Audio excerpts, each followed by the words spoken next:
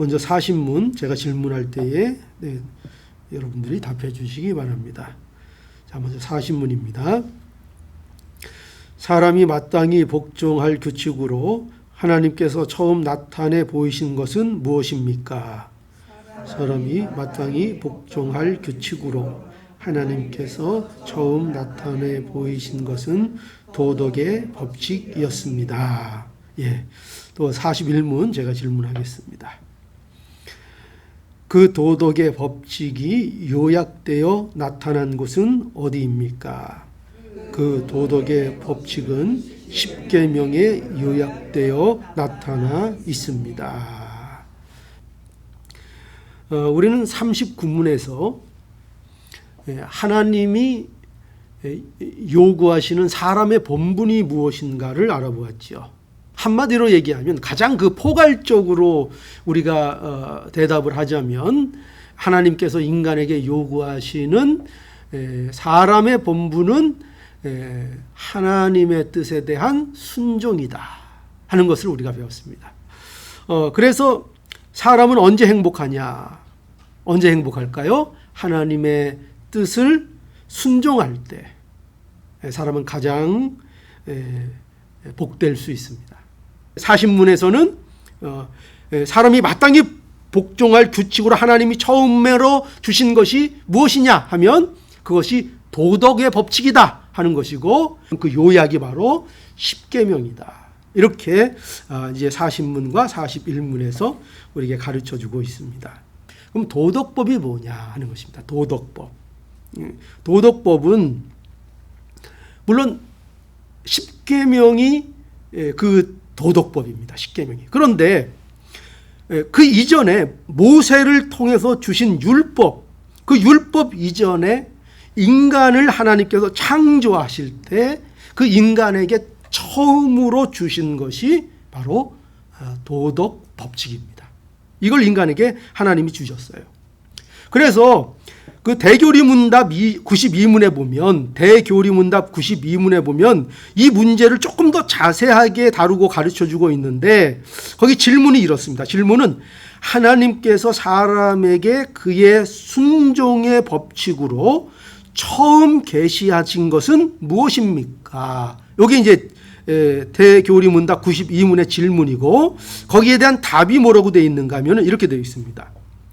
선악을 알게 하는 나무의 실과를 먹지 말라는 특별한 명령 외에 그거 말고 그거 외에 무제한 상태에 있는 아담과 그 안에 있는 온 인류에게 계시하신 순종의 규칙이 도덕의 법칙이었습니다. 이렇게 정리하고 있습니다. 무슨 얘기죠? 먼저 선악과를 두시고 아담에게 그 선악과를 먹지 말라는 특별한 명령을 하나님께서 주셨습니다. 그런데 그거 말고 그 인간을 창조하시고 그 무지한 아담에게 그 안에 그 마음속에 인간은 앞으로 어떻게 살아야 되는가 하는 그 인간이 꼭 마땅히 지켜야 될 어떤 규칙, 어떤 규범을, 즉 도덕적인 규범을 그 마음에 새겨주셨다는 것입니다. 그 아담과 그 아담에 속한 모든 인류를 위하여 그걸 이미 주셨다는 것입니다.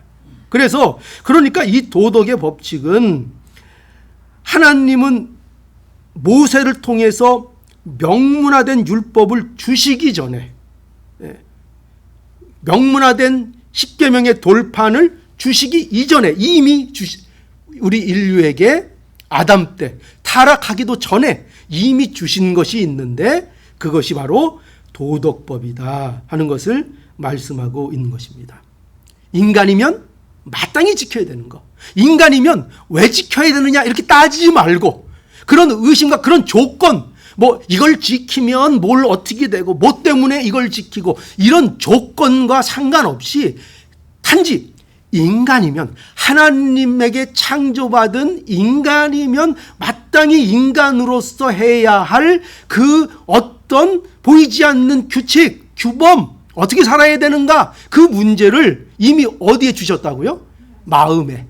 우리가 그거를 오늘날 사람들은 양심의 법 이렇게도 얘기합니다. 우리의 마음에 그것을 새겨 주셨다 하는 것입니다. 그래서 로마서 1장 18절에 가보면 여기 이런 말씀이 있습니다. 로마서 1장 18절. 하나님의 진노가 불의로 진리를 막는 사람들의 모든 경건치 않음과 불의에 대하여 하늘로조차 나타나나니. 왜 그런가? 왜 하나님의 진노가 이렇게 있을 수밖에 없는가? 19절. 이는 하나님을 알만한 것이 저희 속에 보임이라. 하나님께서 이를 저희에게 보이셨느니라. 또 20절에 창세로부터 그의 보이지 아니하는 것들 곧 그의 영원하신 능력과 신성이 그 만드신 만물에 분명히 보여 알게 되나니 그러므로 저희가 핑계치 못할지니라. 핑계하지 못한다. 하나님 왜 우리를 이렇게 우리에게 진노하십니까? 그거에 대해서 핑계할 것이 없다. 난 하나님 모르는데요? 이렇게 핑계할 것이 없다는 것입니다. 왜 그런가? 그 마음에 뭘 주셨다는 거예요? 이미 도덕의 법칙을 모든 인류에게 주셨다는 것입니다. 그래서 마음에 그 도덕법을 새겨주셨고 또 만물을 통하여 그 하나님의 도덕적인 법칙을 볼 수 있도록 하나님의 신령한 능력과 하나님에 대하여 볼 수 있도록 하나님께서 그렇게 창조하시고 그렇게 만들어 주셨다는 거죠. 그래서 오늘 로마서 2장 14절에서 15절 읽은 바와 같이 율법이 없는 이방인이 본성으로 율법의 일을 행할 때에는 이 사람은 율법이 없이도 자기가 자기에게 율법이 되나니. 왜 그렇죠? 이방인들에겐 율법을 주시지 않았습니다. 그런데 그들이 뭐가 그 율법의 역할을 한다고요? 그 마음에 새긴 도덕의 법이 그들에게 율법의 역할을 한다 하는 것입니다. 그 마음에 그렇게 율법과 같은 법을, 도덕법을 새겨 주셨다 하는 것이지요. 그러니까 하나님께서는 아담이 타락하기 전부터 사람의 본분이 무엇인지, 사람이 어떻게 살아야 되는지 그것을 그 본성, 마음에 새겨 주셨다는 것입니다. 사람이면 마땅히 그렇게 해야 되는 것, 그것을 마음에 새겨 주셨다 하는 것이지요. 그래서 이거는 절대적인 명령으로 주신 것입니다. 인간이면 마땅하기, 따지지도 않고 묻지도 않고, 사람이면 마땅히 해야 될 도리, 그것을 인간의 마음속에 새겨 주셨다는 거죠. 여러분, 그래서 이 부분은요, 세상의 철학과 세상 사람들도 그 윤리적으로도 이 도덕법이 인간의 마음속에 있다는 것을 세상도 인정을 합니다. 그래서 우리에게 뭐가 있다 그래요? 세상 사람들도 뭐를 지켜야 된다 그래요? 양심을 지켜야 된다 그러잖아요. 세상 사람들도. 그게 왜 그런가 하면 그 마음에 하나님께서 그 도덕의 법칙을 모든 인류가 지키며 살도록 이미 창조할 때 그렇게 계획하셨다는 것입니다. 그런데 문제는 뭡니까? 그런데 이 도덕의 법칙이 인간의 타락으로 인해서 희미해져 버렸습니다. 우리들에게. 그래서 로마서 1장 21절에 보면 하나님을 알되 하나님으로 영화롭게도 아니하고 감사치도 아니하고 오히려 그 생각이 허망하여지며 미련한 마음이 어두워져서 22절 스스로 지혜 있다 하나 우준하게 되어 썩어지지 아니하는 하나님의 영광을 썩어질 것과 금수와 버러지 형상의 우상으로 바꾸었느니라. 그죠? 이게 뭐예요? 이것이 타락한 인간의 상태가 어떤 것인지를 보여주고 있는 것이죠. 그들이 이제 희미해졌습니다. 사람이 언약을 하나님 앞에 깨트림으로 인해서 그 마음이 부패하고 타락해서 그 도덕의 법이 어떻게 됐어요? 희미해져 버렸습니다. 잊어버리게 되었습니다. 그래서 하나님이 그 마음에 심겨주신 도덕의 법이 흐려지고 그것을 제대로 알지 못하는 상태가 되어버린 거죠. 그래서 우리가 하나님을 알지도 못하고, 그리고 뭔가 있는 거는 같은데 어떤 신적인 존재에 대해서 희미하게 아는 상태가 되었다는 거죠. 뭔진 모르는, 뭐가 있긴 있는데, 신이 있긴 있는 것 같은데, 어떤 절대자가 있긴 있는 것 같은데, 그분이 어떤 분인지, 그분이 우리를 어떻게 구원하는지, 이런 일들에 대해서는 알 수 없는 희미한 상태가 되어버렸다. 그래서 칼빈은 이러한 인간의 상태를, 이러한 의식을 신의식이라 이렇게 얘기합니다. 그러니까 신에 대한 희미한 인식이 그 마음에 남아 있다 하는 것입니다. 그래서 여러분, 이 희미한 이 흔적으로 인해서 만들어진 게 뭘까요? 이게 세상의 종교입니다. 그러니까 신에 대한 희미한 흔적들이 인간에게는 새겨져 있기 때문에 그것을 통해서 인간들이 유추해서 인간들의 마음에 만들어낸 것이 바로 종교이고 신이고 그런 것입니다. 하나님 말고요. 그래서 종교가 나타나게 된 것입니다. 그러나 이러한 종교나 이러한 도덕법으로는 이제 더 이상 하나님의 뜻을 우리가 온전히 알 수도 없고, 특별히 이러한 도덕법으로나 아니면 세상이 만들어낸 종교로는 무엇을 받을 수 없습니까? 거기에는 뭐가 나타나 있지 않습니까? 구원의 역사, 구원의 진리가 거기에는 담겨 있지 않습니다. 그리고 알 수도 없습니다. 그래서 아무리 도덕적이어도, 아무리 양심을 써도 인간이 구원받지 못하는 이유가 바로 거기에 있습니다. 아무리 우리가 세상의 종교를 열심히 갖고 세상의 종교를 많이 만들고 섬겨도 그것이 우상이 되는 이유가 거기에 있습니다. 그래서 모든 사람은, 모든 타락한 일가는 공장과 같다 그랬습니다.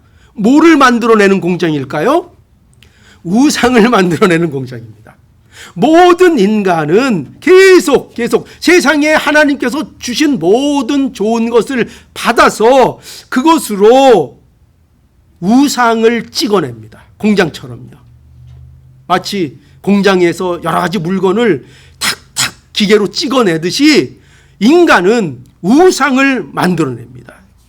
그래서 여기 뭐라고 했습니까? 분명히 그렇게 스스로 지혜 있다 하나 우준하게 되어 썩어지지 아니하는 하나님의 영광을 썩어질 것과 금수와 버러지 형상의 우상으로 바꾸었느니라.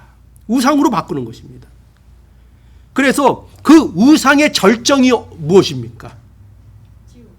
그 우상의 절정이 뭘까요? 우상의 절정이 바로 자기 자신이라는 것을 알아야 합니다. 자기가 우상이다. 모든 인간이 왜 우상을 섬긴다고요? 자기를 위해서 섬기는 것입니다. 결국 인간에게 있어서 우상을 섬기는, 타락한 인간이 우상을 만들어내서 결국 도달하는 그 절정이 어디입니까? 절정이 자기가 우상이 되는 것입니다. 자기를 하나님 삼고 자기가 하나님에 대해서 살고 싶은 그 꿈을 이루는 것이 인간이 가진 욕심이고 인간의 죄악입니다. 그래서 우리는 이걸 알아야 됩니다. 인간이 만들어낸 종교로는, 또 인간이 지키는 도덕법으로는, 인간이 알고 있는 그런 법으로는 우리가 구원을 얻을 수 없다. 제대로 그 구원이 뭔지도 알 수 없고 하나님이 누구신지도 바로 알 수 없다는 것입니다. 왜요? 타락에서 희미해져서. 그 모든 것이 희미해졌습니다. 우리 마음이 부패했습니다. 우리 마음이 다 썩어버렸습니다. 그래서 알 수가 없습니다. 율법이 잘못된 것이어서 그런 것이 아니라 우리 마음이 썩어갔기 때문에, 우리 마음이 죄로 인하여 타락했기 때문에 우리는 그 율법에 대하여, 그 도덕법에 대해서 바로 판단하고 그것을 통해서 바로 볼 수 있는 그런 능력을 상실하게 된 것입니다. 자, 그래서 하나님께서 어떤 조치를 취하셨습니까? 하나님께서 이제 그 인간에게 주셨던 그 도덕법을, 그 많은 도덕법이 얼마나 많은지 모릅니다. 그 우리의 마음속에 새겨주신 법이 얼마나 많은지 모릅니다. 그런데 그것을 요약해서 우리에게 명문화된 돌판에 새겨서 주신 것이 법전이 바로 십계명입니다. 그게 십계명입니다. 도덕법의 모든 요약, 엑기스 뽑아서 우리에게 주신 것, 우리에게 앞으로 복되게 하시려고 주신 것, 그게 뭐라고요? 그게 바로 십계명이라는 것을 우리는 알아야 합니다. 그래서 오늘 본문이 아니고 그 소결의문답 41문에 자, 질문이 뭐였습니까? 그 도덕법칙이 요약되어 나타난 곳이 어디입니까? 그 질문이었고 답이 뭐라고요? 그 도덕법칙은 십계명에 요약되어 나타나 있다. 이렇게 말씀하고 있습니다. 그러니까 이 십계명은 사람이 마땅히 지켜야 할 본분을 어떻게 한 거예요? 요약하여 그것을 명문화시킨 것입니다. 사람에게는 어떤 본분이 있습니까? 첫째로 두 가지로 우리가 십계명에서 그걸 알고 있죠. 사람의 본분 첫 번째, 큰 첫 번째가 뭡니까? 첫 돌판에 새겨진 것이 뭡니까? 하나님께 대한 본분, 그죠? 사람이 어떻게 하나님 앞에 그 본분을 다해야 되는가? 하나님 앞에 어떻게 나가야 되는가? 하나님 앞에 어떻게 예배해야 하는가? 하나님을 어떻게 섬겨야 하는가?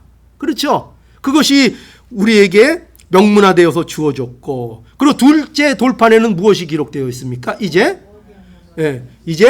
사람이 사람에 대하여 어떻게 해야 되는가 하는 본분을 이제 명문화하여 기록해 주었다 하는 것입니다. 그러니까 이 모든 것이 이 1계명에서부터 10계명, 하나님께 대한 본분, 또 그리고 모든 사람에 대한 사람의 본분, 이것이 바로 우리에게 주어주신 도덕법의 모든 요약이라는 것을 우리는 알아야 하는 것입니다.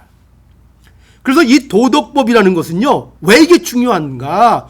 도덕법은 이것은 무슨 시대가 변하고 세상이 변하고 장소가 변하면 변하는 것이 아닙니다. 도덕법이라는 것은 인간이면, 애초에 그렇게 주셨다 그랬죠. 인간이면, 사람이면 마땅히 조건 없이 마땅히 사람으로서 해야 하는 일로서 우리에게 주신 것입니다. 그래서 도덕법의 특징이 뭐냐? 다른 무슨 실정법, 의식법 이런 것들은 시대에 따라 변할 수 있습니다. 변할 수 있습니다. 우리가 예전처럼 제사 오늘날 드립니까? 안 드립니까? 그렇게 안 드립니다. 그것은 변할 수 있습니다. 예수 그리스도 안에서 우리가 날마다 제사장이 되고 예배를 드릴 수 있기 때문에 예전처럼 짐승을 잡지 않아도 됩니다. 그 짐승 잡는 제사법이 폐하해졌습니다. 그리고 이스라엘 백성들에게 그 이스라엘 백성이라는 특수성 아래서 주신 법들 우리에게 오늘날 그대로 적용되지 않습니다. 왜냐하면 그것은 이스라엘 나라라는 그 나라를 위해서 준 법칙이기 때문에 그렇습니다. 규범이기 때문에. 그러나 변하지 않는 것이 있습니다. 그게 뭡니까? 도덕법입니다.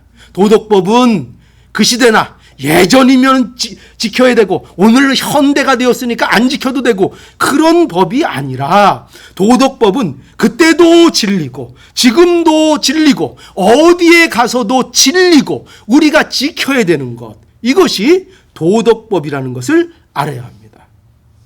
그걸 생각해 보십시오.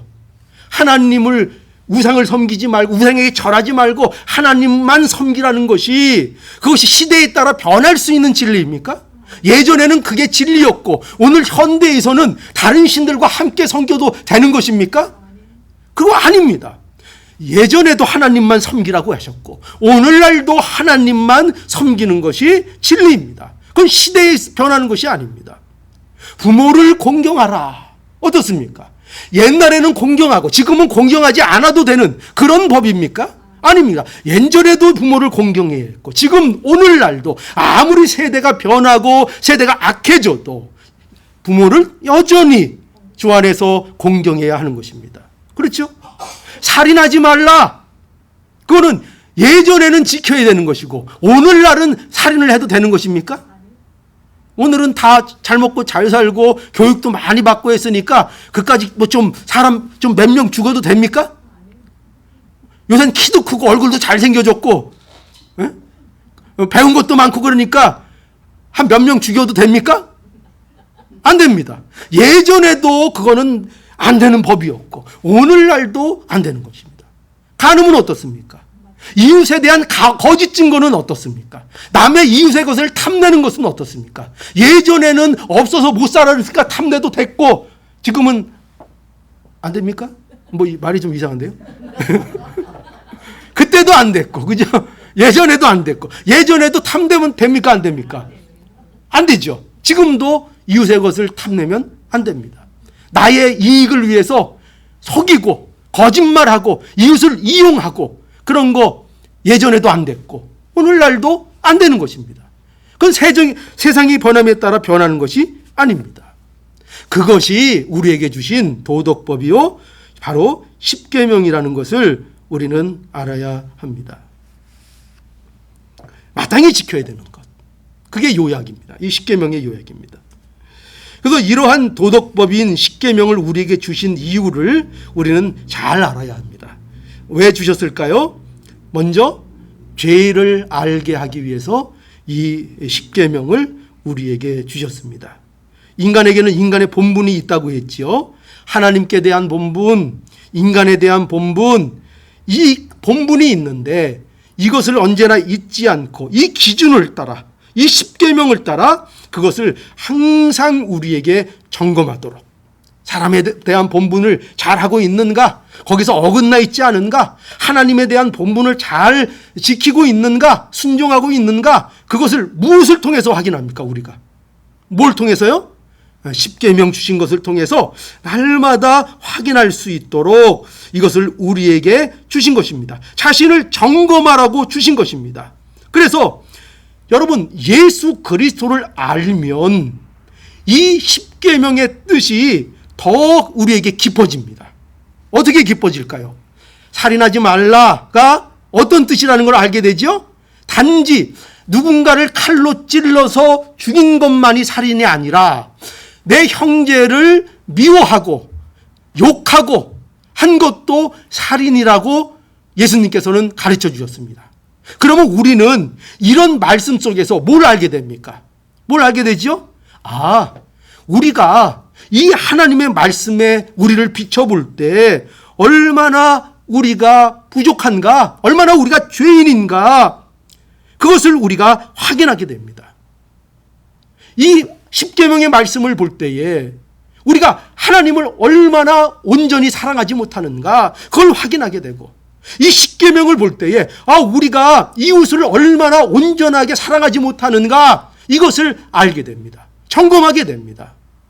그래서 이 십계명을 통해서 뭘 확인하라는 것입니까? 내가 얼마나 말씀의 요구에 부족한지, 얼마나 연약한 자들인지, 이것을 말씀을 통해서 우리가 알게 되는 것입니다. 죄를 깨닫게 되는 것입니다. 기준이 없으면 그러면 죄를 깨달을 수가 없습니다. 신호등이 없으면 내가 신호법을 어겼는지를 알 수가 없습니다. 그냥 지나가도 아무 상관이 없습니다. 왜요? 법이 없으니까요. 기준이 없으니까요. 그러나 십계명으로 인하여 우리는 죄를 알게 됩니다. 이것이 죄구나. 자, 그래서 십계명을 통해서 뭘 알게 돼요? 우리의 죄를 알게 된다. 이것이 율법이 가지는 기능이고, 그리고 그것을 통해서 죄만 알게 하면은 그러면 우리에게 정죄만이 있을 것입니다. 그런데 이 십계명을 통해서, 이 율법을 통해서 이 율법이 우리를 죄를 깨닫게 해서 어디로 인도한다고요? 그리스도께로 우리를 인도한다 하는 것입니다. 그러니까 율법은 그 율법 자체가 우리를 구원하진 못하지만 우리를 구원의 길로 인도하는 기능을 갖고 있다는 것이다. 몽학선생처럼. 그죠? 어린아이에게 몽학선생이 인도하는 것처럼 우리를 그리스도께로 인도하여 나가게 해준다 하는 것입니다. 이게 율법의 기능입니다. 그러니까 여러분, 오늘도 이 말씀들을 대할 때에, 또 오늘 주일 설교를 들을 때에, 또 여러분들이 성경 말씀을 읽을 때에 항상 여러분들의 결론이 어디에 있어야 되겠습니까? 결론이. 이 율법의 기능에 의하면 여러분들은 항상 어떤 결론에 여러분들이 다다라야 될까요?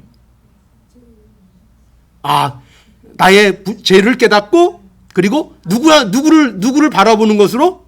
예수 그리스도께로 나가는 것으로. 항상 그 결과는 예수 그리스도가 되어야 합니다. 여러분, 우리가 성화되는 것, 우리가 거룩하게 되는 것이 그렇습니다. 말씀을 단지 내가 안다고, 내가 말씀을 들었다고 내가 거룩하게 되는 것이 아닙니다. 그 말씀을 통하여 나의 죄를 깨닫게 되고, 그 죄를 깨달음으로 인하여 내가 그리스도께로 사모하는 자로 그리스도께로 나아가야 그리스도를 사모하고 그리스도를 앙망하는 그 심정과 그 상한 심령이 되어야 비로소 우리가 성화를 이루어 나가는 것이 된다는 것을 알아야 합니다. 그러니까 말씀을 아무리 많이 배워도 성화가 됩니까? 안 됩니까? 안 될 수 있다는 걸 알아야 됩니다. 반드시 결론. 우리는 뭘 위해서, 누구를 더욱 알기 위해서 말씀을 배우고 있습니까? 우리 주님을. 그렇죠? 우리 주님의 그 은혜, 우리 주님께 더 가까이 나가기 위해, 우리 주님을 더 의지하기 위해 우리는 언제나 말씀을 대하고 있는 것입니다. 그러니까 여러분도 오늘 뭐가 성공이에요? 오늘 돌아가시면서 주여 이러면 성공입니다. 주여. 근데 돌아가시면서 뭐 엉뚱한 거 생각하면 오늘 여러분 실패입니다. 실패. 실패는 좀 너무했나요? 어쨌든 언제나 예수 그리스도가 여러분들에게 이 자리에서 남아야 됩니다. 그게 남아야 됩니다. 자, 그래서 십계명을 주신 이유, 죄를 깨닫게 하고 그리스도께로 우리를 인도하는 것이고, 그리고 이 또 십계명을 주신 이유는 성도의 삶을 풍성케 하시기 위해서 주셨다 하는 것을 알아야 합니다. 그러니까 우리의 삶이 풍성해지도록 성도로서 거룩을 이루어 나가도록, 왜냐하면 거룩을 이루어 나가서 우리가 성화가 되어야 하나님의 그 풍성한 복들을 우리가 우리의 것으로 알 수가 있습니다. 우리가 자라나지 않고 우리가 이 성화가 이루어지지 않으면, 그러면 우리에게 주시는 신령한 복들의 그 가치와 풍성함을 다 우리가 체험하고 알지 못합니다. 그래서 말씀을 통하여, 왜 말씀을 주시는가? 이 말씀을 통하여 우리가 성화를 이루어 나가도록, 이 도덕법을 우리는 순종할 수 없는 자들이었지만 이 법을 통하여 우리 자신의 부족함을 점검하고 또 예수 그리스도를 의지함으로 말씀을 순종하는 자리로 날마다 나감을 통해서 우리의 삶이 풍성해지도록 우리에게 복을 주시려고 이 계명을 주셨다는 것을 알아야 합니다. 그러니까 계명은 늘 얘기하는 거지만 짐이 아닙니다. 그죠? 예수님을 믿는 자들에게 계명은 짐이 아니고 뭐의 수단이에요? 은혜의 수단, 복의 수단, 우리에게 복을 더욱더 깨닫고 풍성해지게 하도록 주신 것이 말씀이라는 것을 우리가 언제나 잊지 않고 말씀을 사모해야 합니다. 그래서 말씀을 꿀과 같다고 고백했던 거예요. 말씀이 꿀과 같습니다. 또 왜 이러한 도덕법을 요약해서 십계명으로 주셨는가 하면 이것은 우리뿐만 아니라 온 인류에게 해당되는 겁니다. 뭐냐면 인류의 공멸을 방지하도록 주신 것입니다. 그러니까 이 도덕법은, 이 십계명은 사실 세상의 모든 법의 근간이 되는 것입니다. 어느 시대나 어느 나라에서나 최소한 이것은 지키고 살아야 그 사회가 유지되고 그 사회가 타락하지 않고 그나마 현상을 유지하고 발전할 수 있게 하기 위하여 이 십계명이라는 최소한의 도덕의 법을 우리에게 허락해 주신 것입니다. 물론 우리 믿는 자로서 받는 십계명의 무게가 있습니다. 그러나 세상도 이 법을 알아야 합니다. 왜 그럴까요? 도덕법이니까. 인간이면 마땅히 그 마음에 지키고 따라야 하는 도덕법칙이기 때문에 세상도 이 십계명을 근간으로 해서 모든 법전을 세우는 것입니다. 모든 법이 여기에서 벗어나지 않습니다. 이 십계명의 법들을 쪼개고 분해하고 덧붙이고 보완하고 이렇게 사람들이 해서 다 법전을 만든 것입니다. 다. 그래서 이것을 우리는 하나님이 우리에게 주신, 또 모든 인류를 위해서 최소한으로 주신, 망하지 않도록 이 사회가, 이 세상이 유지되도록 하나님께서 주신 하나님의 법이라는 것을 알아야 합니다. 그래서 이 도덕법은 여전히 유효한 법이라는 것을 우리가 알아야 하겠습니다. 여전히 우리 모두에게 당연한 본분이라는 것을 알아야 되겠습니다. 그래서 십계명이 존중되는 사회, 이게 참 좋은 사회입니다. 이건 뭐 단지 기독교의 법이라고 치부돼서 없어져도 되는 그런 법이 아닙니다. 그럼 뭐 살인을 해도 된다는 얘기입니까? 간음을 해도 된다는 얘기입니까? 이웃을 속여도 된다는 얘기입니까? 그렇지 않습니다. 안타까운 것은 세상은 그런데 이걸 모르고 자꾸 십계명을 어떻게 해버리려고 그럽니까? 지워버리려고 그러죠. 그죠? 미국에서도 이제 이 공립학교에서 이 십계명을 새겨놓은 것들을 다 막 이렇게 지워버리고 이런 일들이 미국에서도 생기고 그러지 않습니까? 그런 일, 왜 그러죠? 세상에서는 이것을 그저 무슨 종교적인 거라고 치부해버리고, 그죠? 이것이 인간이 마땅히 지켜야 될 그 본분을 하나님께서 요약해서 우리를 위해서, 복되게 하기 위해서 인류에게 주신 것이라는 것을 사람들은 알지 못하고 그저 이거를 종교적인 것이다 하며 무시하고 하나님의 법을 무시하는 그런 지경의 세상이 있는 것입니다. 그러나 분명한 것은 생각해 보십시오. 이 십계명을 무시하면 결국 망할 수밖에 없습니다.